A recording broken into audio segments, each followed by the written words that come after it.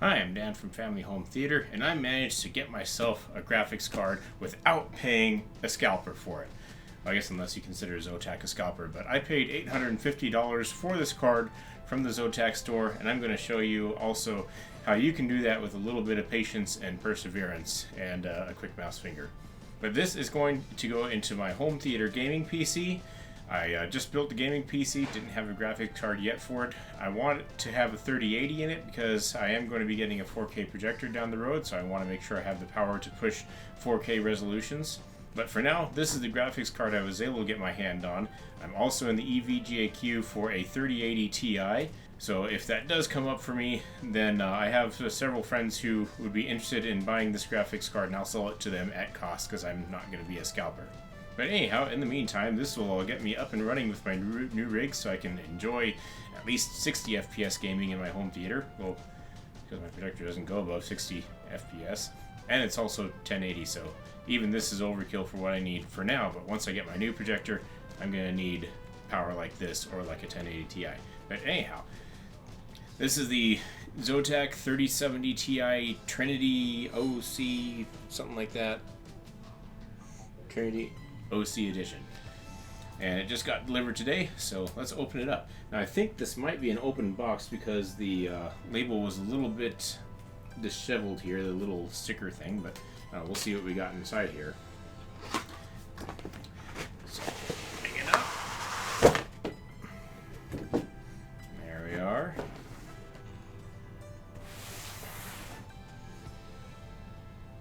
Make sure I'm grounded.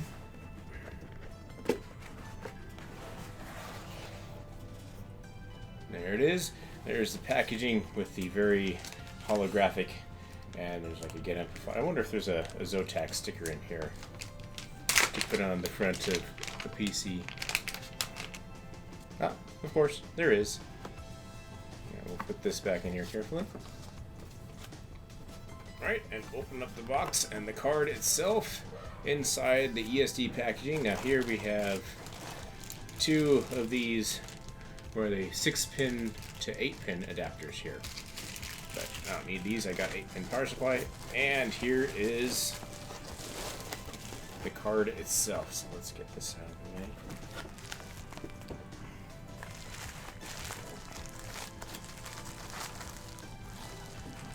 Take it out of here nice and carefully. And there's the card. So it seems like a nice beefy card, metal back plate, 3 fans on it, so it should be relatively quiet. And I believe that this one also has the mode where the fans will not spin when it's under low load, so that my computer won't sound like a vacuum cleaner when it's just sitting idle. Hopefully it also won't be loud while gaming, but we'll see. So we got the 2 8-pin power adapters. There's several connectors coming off the main video graphics card here. I assume some for the LEDs up here, and also some for the fans. This looks slightly bent back here for some reason, not sure what that's about.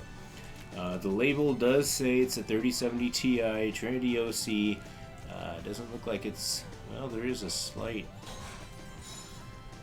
wrinkle in that, but hopefully that doesn't mean anything. And the card looks legit, and it's nice and clean. Nice and heavy, and I got it directly from the Zotac store, so it should be a legit card. But yeah, so there it is. Let's get it inside a computer and see what it can do. Well, my plan with this is to put it in my old home theater PC, which is powered by an i7 6700K. It's a 4-core processor, and then I'll be doing the benchmarks on it. Then I'm going to put it in my new home theater computer, which has a Ryzen 5800X, and we'll see what the differences are between buying a high-end graphics card for an older PC versus having a new PC and a high-end graphics card, and see what I guess the biggest bang for your buck is. I'm guessing the biggest bang for the buck will be a high-end graphics card and an older PC rather than building it all together, but hey, I needed a new rig. Mine's 6 years old, so we'll see what we get.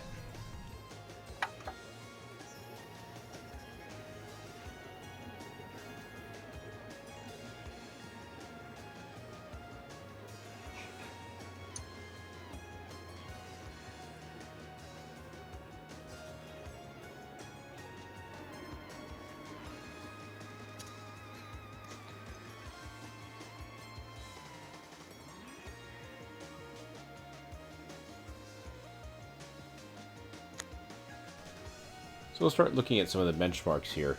So the main star of the show here is going from my GTX 970 to the 3070 Ti in the Heaven benchmark. Made, well, just a phenomenal increase in frames per second here.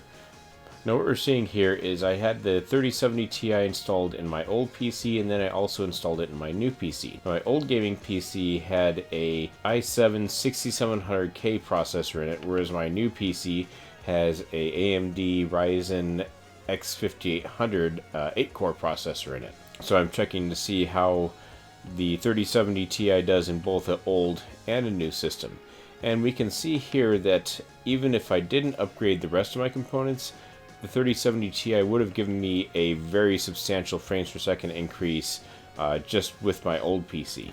And going to a newer processor, then I was able to get more average frames per second on that. Going into the Final Fantasy XIV benchmark, the differences is a little bit less stark until we get into the 3070 Ti. So with the 970, roughly the same frames per second on both my old and new PC, but with the 3070 Ti, the extra processing power of the new PC was able to give it a higher average frame rate. So if you have one of those monitors capable of 240 Hertz, or even one of the newer obscenely expensive monitors that can go into the 300 FPS range, well, then this could be important for you. Now bumping it up to 4K, well, my old PC would have been just unplayable at 4K. I mean, 20 frames per second. I mean, maybe marginally playable, but yeah, at 4K, the 3070 Ti did very well.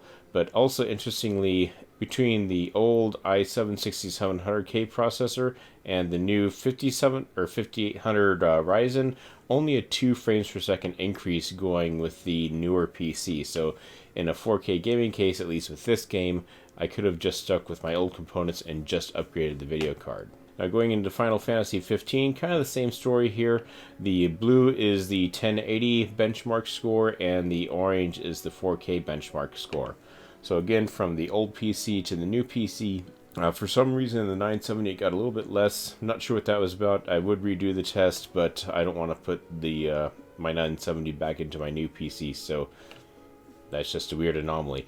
But at 4K, the 970, well, yeah, pretty much unplayable still. But with the 3070, still with just a very small frames per second increase, or a very small increase in score here. Whereas at 1080, there is a much larger increase in score going from an older processor to newer processor. So in the Time Spy benchmark, what we see here is the gray is the more CPU-centric portion of the benchmark, and then there's the two graphics-intensive benchmarks that are run in Time Spy. Now these are all 1080 scores. For the CPU benchmark, we can see that the older to newer PC did have a big difference, but for the 3070 Ti, not much of a difference. I mean, a 1 frames per second difference here, 2 frames per second difference here. So here's a case where if you have an older gaming PC, if it was a capable gaming PC, even from 6 years ago, if the processor was a capable processor, then it's going to be a capable processor now, and you might not see a huge frame per second increase just by upgrading your entire system. So you could consider just buying a graphics card and keeping your older system. Now going to the 4K version of Time Spy, pretty much the same story, not much of a difference in frame rates going from the Intel 6700K to the AMD Ryzen 5800X. Now for the feature tests, again, very interesting how, I don't know if FutureMark does this on purpose, where the synthetic benchmarks try to use only the graphics and tries to be very light on the CPU. But going from the old PC in blue to my new PC in orange, I mean, Port Royal had exactly the same score. Even the 4-digit score was exactly the same. For the ray tracing feature test, I misspelled feature there. Not much of a difference, 0.1 FPS. For DLSS, I mean, again, 0.1 FPS, and then pretty much the same story, 0.05 FPS. Actually, the old PC was 0.05 FPS faster in the 4K benchmark, but I mean, that's well within the margin of error here. Now, of course, your results may vary depending on the game that you're actually playing. So that's where you need to know about the game that you want to play. Is it more CPU intensive? Is having an older CPU going to hold you back? Or is it more GPU bound where having a where it's mainly the graphics card that's going to be holding you back? But I'd say pretty much across the board, if you can only afford to get a new PC without a graphics card, or if you can only afford to just get a graphics card and not get a new PC, get a new graphics card if you can, and don't worry about upgrading your PC as long as your current gaming PC still has a pretty capable processor and all the other components in it. And speaking of getting a new graphics card, so getting one of these Zotac 3070 Ti's is a little bit easy if you know a few tricks on how to get into the queue early. So I'll show you how to do that right now. First, you want to go to the YouTube Fix It channel here, and you're going to want to go to their Discord. So if you don't have Discord installed, you're going to want to get Discord, or you can just join it here. So you click on their Discord link, discord.gg/GPU, and I'll just go ahead and use the web browser version. I'm already signed in here. Actually, it looks like it took me right to their app.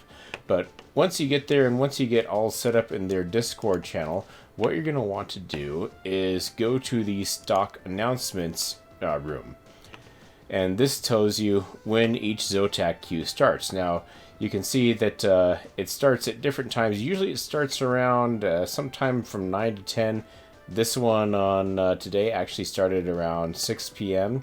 But what you need to do is you need to go to whatever the last link is and just pay attention to what the link is here. So I'll click yep. So here's the link that we are going to use up here with a little bit of modification. Now, these links here do consistently have a number. So the last Zotac queue was number 38. So we can infer that the next queue to come up will be 39. And it's going to say, hey, we don't recognize that, but that's okay. So you go back to the last known queue, and for you it's not going to be 38. Depending on when you're watching this, it could be 40, 50, 100, I don't know. But basically we're going to copy this link right here. So go ahead and copy. Now we're going to just go ahead and open up Notepad.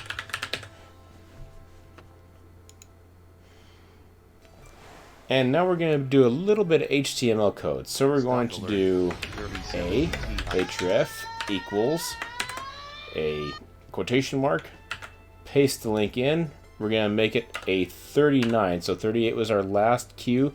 So we're going to do 39 because that's going to be the next queue. Another quotation mark and close that down. Now what I'm going to do is have something nice and big for us to click on. So I'm going to do img src equals // and we're just going to do zotac.jpg. And then we're going to close that with a /a.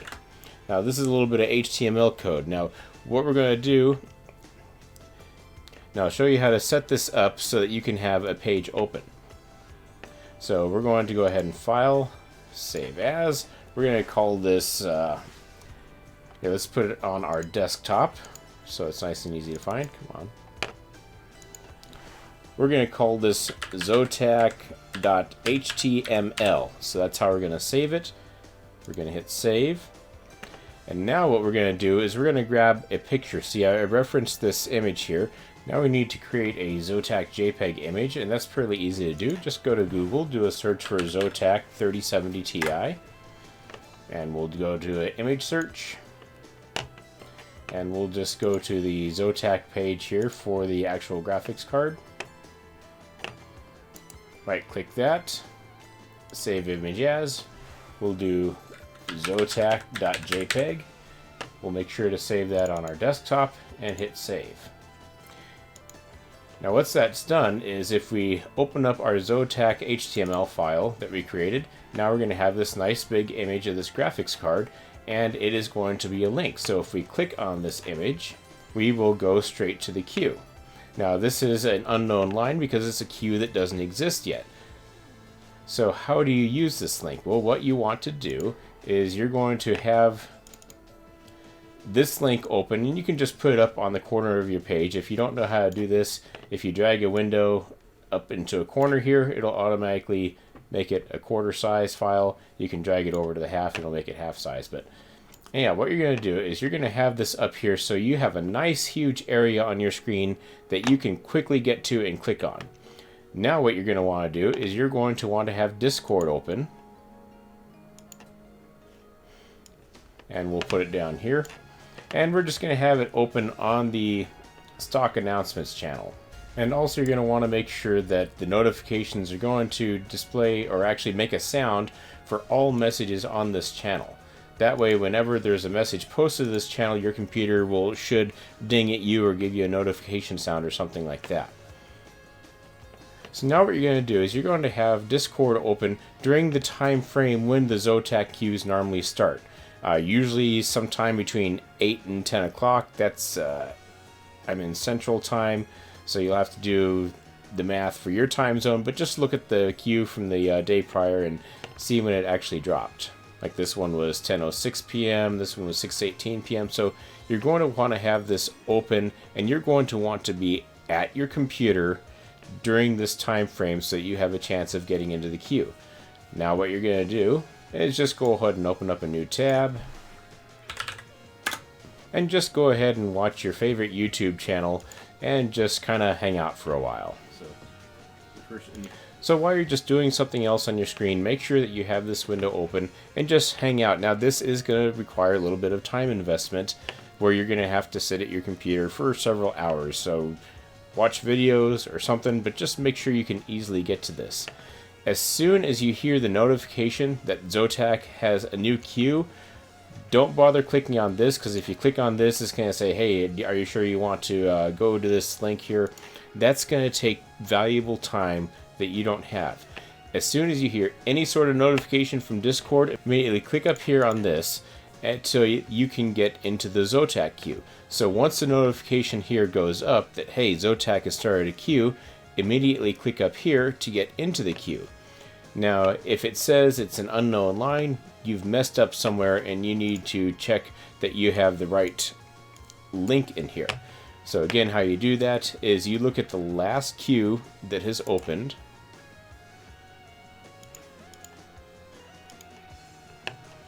And you look at the link, and this was number 38. So the next Zotac queue in this case should be number 39. Now for you, it's going to be different depending on when you watch this video. So again, you want to look at whatever the last queue that opened was, look at the number. If the number is 85, well then this number is going to be one more, 86. That way it's already ready for the next queue that's going to open up. And that way you're going to have a link up here that is ready for you to click on that will take you directly to the next queue that should open. Now, if it does say, now there's another reason it might say unknown line. Maybe the notification was for something else in Discord. So then just go down to Discord, say, and check, hey, did a Zotac queue really start, or was my friend just notifying me, or something else dinged at me? If something else, that's okay. Just go back, and your link is all ready again. Now you can go back to watching your favorite YouTube channel, and if you hear another notification from Discord, go ahead and click on this link real quick to get into the queue. Now a good place in line is going to be somewhere in the low hundreds. So like if you're less than 100 in the queue, you might have a pretty good chance of getting something even better than a 3070 Ti. However, if you're in like number 1,000 or something like that, maybe it took you a few seconds to get to the link for some reason, well, hang out anyway. It's going to take about an hour to filter through at that point, but there's usually still 3070 Ti's available. But if not, try again the next day. But as long as you click on this link within a couple seconds of hearing the notification go down on Discord, you've got a pretty good shot at a good position in line so that you can get yourself a 3070 Ti.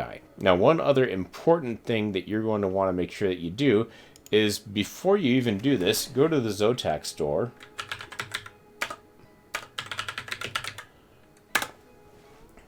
At zotacstore.com, and it's probably going to ask you to identify traffic lights or trucks or something. Let's see, trucks. There's a truck. There's a truck. There's a truck.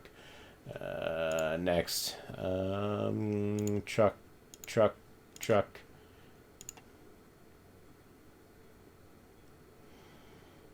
And then once you're in the Zotac store, Make sure that you create an account with Zotac, and also make sure that you have a PayPal account ready so that you can pay for your card quickly, because these cards get paid through PayPal.